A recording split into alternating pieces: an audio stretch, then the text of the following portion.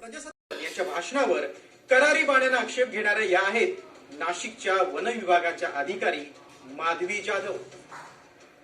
पालकमंत्री गिरीश महाजनांनी ध्वजारोहणानंतरच्या भाषणात घटनेचे शिल्पकार डॉक्टर बाबासाहेब आंबेडकरांचं नाव घेतलं नाही।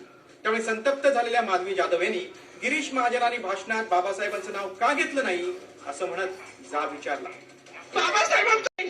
ज्या संविधानाला लोकशाहीला कारणीभूत त्यांची नावं वारंवार घेतली गेली, मग तो संविधानाला कारणीभूत आहे तो प्रजासत्ताक दिनाचा जो मानकरी आहे त्याचं नाव बदलून गेलं।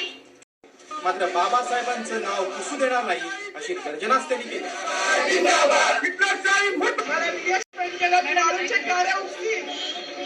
काम करेन पण बाबासाहेबांची ओळख पुसू देणार नाही, मला करायचं नाही। 26 जानेवारी 15 ऑगस्ट मध्ये विजय मानक लोकशाही मानक तुम्ही सुद्धा संविधानामुळे आहात, संविधानामुळे आहे। कोणताही जाती भेद नाही, सगळी समानता दिली आहे। भाजप संविधानाला मानतच नाही असंही ठाकरे सेनेचे नेते अंबादास दानवेंनी म्हटलंय।